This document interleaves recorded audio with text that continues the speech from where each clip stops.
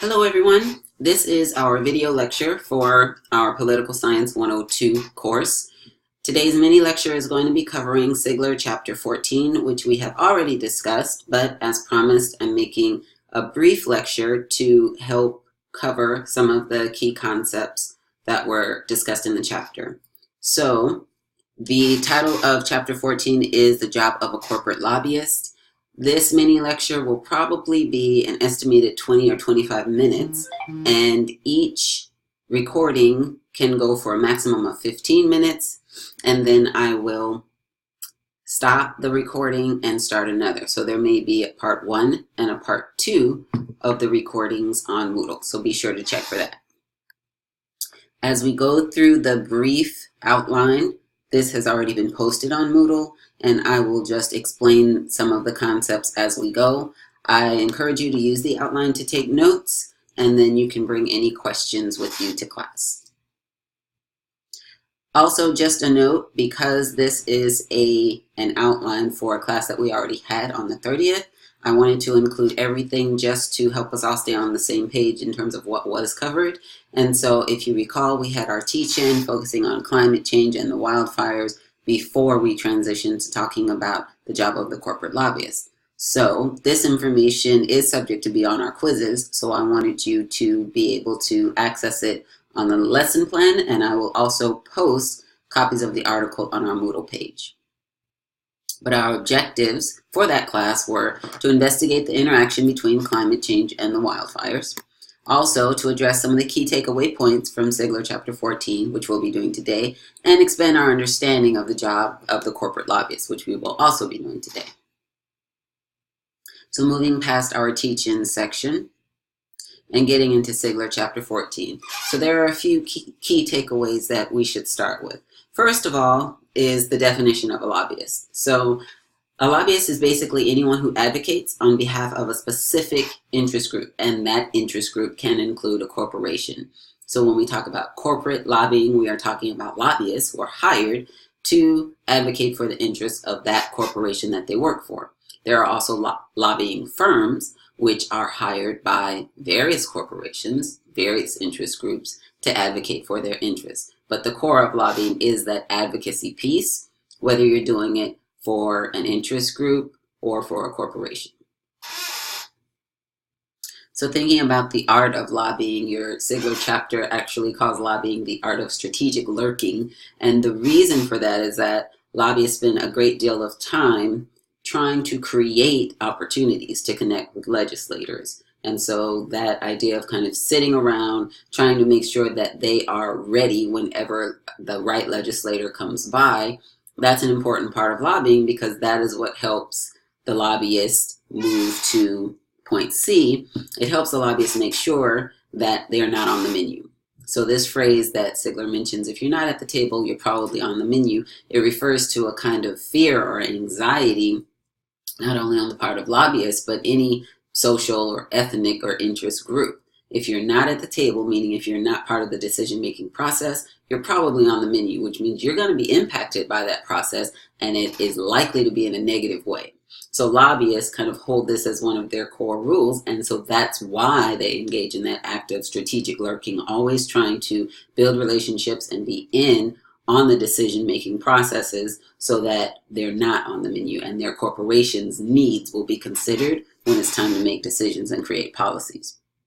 So there are several political factors that create the conditions that lobbyists have to deal with. So your textbook talks about several. Make sure you're familiar with them. You know, one of them is the fact that Washington is a political town, and there are a few other factors. I only want to focus on two, but you should be familiar with all of them.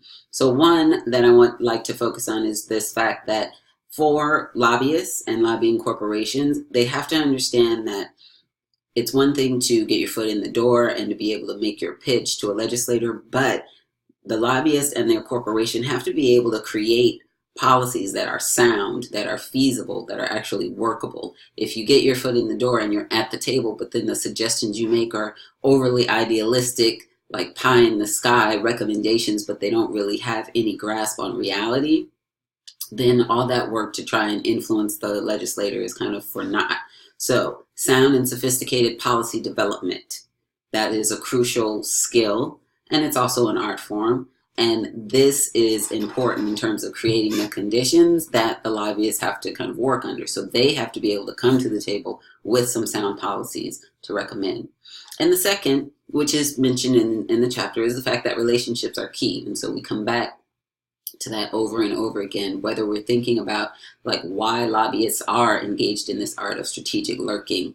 It's really about making connections with legislators, but they know that just jumping out and accosting a random legislator, they have a lot less likelihood of being successful as opposed to maybe having a regular standing lunch meeting with a legislator who they consider to be an ally, and the legislator knows and trusts the lobbyist and knows and trusts the firm. So the text refers to this phrase, it's not what you know, but it's who you know, and it tweaks it a bit to say it's not who you know, but who knows you.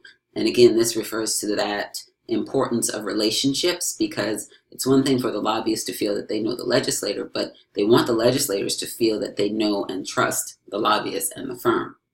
Those who feel that they know you are more likely to give you access. So this is important also going into the fact that lobbyists want to understand the complete political actor, which means they don't just want to know how does a legislator vote or how did they vote on during the last congressional vote. They want to know like what their motivations are. Do they have family concerns? Do they have political concerns? What are the interests of their constituents so that they can try to align their message with that of their constituents?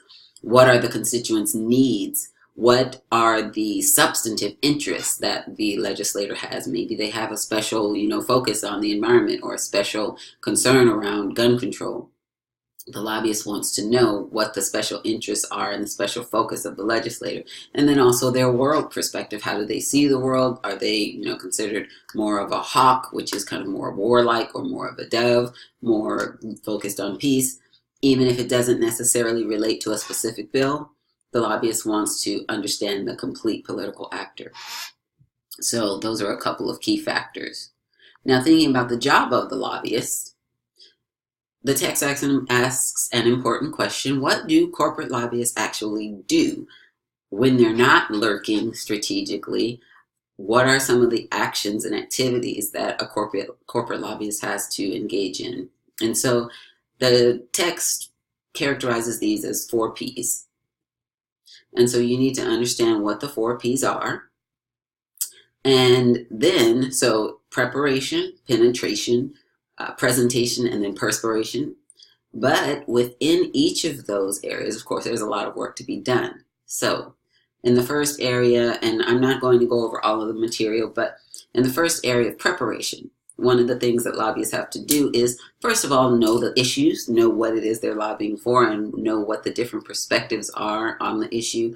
Know the competition, understand that there are probably other lobbying firms out there that may be lobbying either for a completely different perspective, or some of their lobbying efforts may undermine yours or your plans. So you have to know who the competition is, and that includes corporate lobbying firms, but also maybe grassroots advocacy efforts.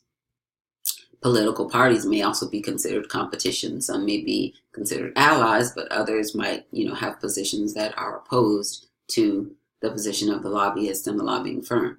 It's also important to know the political marketplace, and this term comes up a few times, but if you imagine the marketplace as being, pretty broad and having multiple variables going on at the same time that contribute to what we understand as politics, that's important for a lobbyist so that they are prepared to make their pitch to the right people and get the policies passed that they want to have passed. And the last, or another aspect of preparation, is to know the rules of the road, which we'll talk about in a second. But thinking about the political marketplace, if you think about all the different factors that can influence what we think of as the political arena, it could be whether elected officials support or oppose a specific policy, and you want to know both: who supports the policy, but also who supports, but also who is opposed. You want to know what's the issue's priority level for the corporation that the lobbyist works for. There may be several issue areas that a lobbying firm is focused on, or that a corporation is focused on, but the lobbyist needs to know, well, what are the priority areas? Because they may not be able to be successful on all areas, but of course, it's better and carries more weight if they're successful in a priority area. And that's part of the political marketplace as well.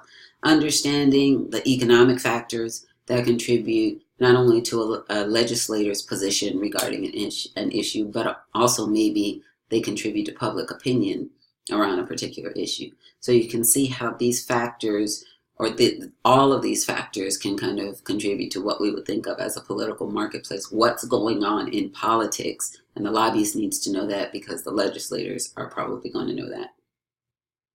And then thinking about the rules of the road, another way of thinking about them are the 6 rules for preparation. So this is still part of what a lobbyist has to do to prepare.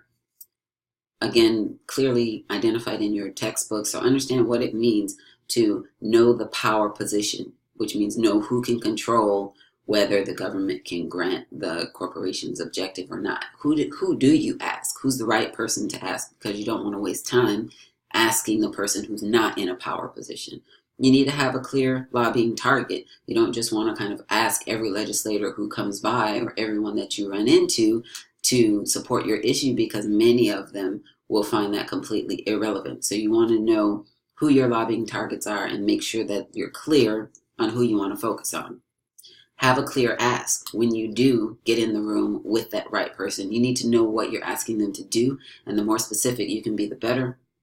Never deliberately mislead legislators. We talked about this a little bit.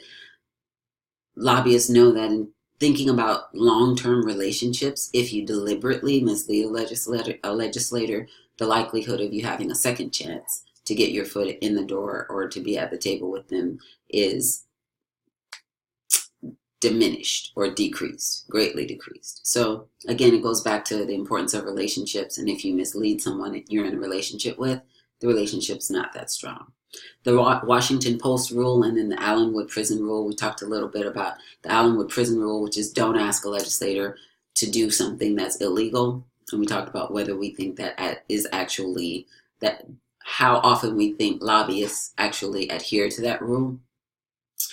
The Washington Post rule basically says lobbyists want to avoid getting written up in the Washington Post and having a story written about them, that's negative, that negatively impacts the reputation either of themselves or of their firm or of a legislator, because again, that can do a lot of damage. So they want to make sure they don't end up in the paper for something negative. Of course, ending up in the Washington Post for something positive or for support of your bill is something that a lobbyist would look forward to. So those are the 6 rules.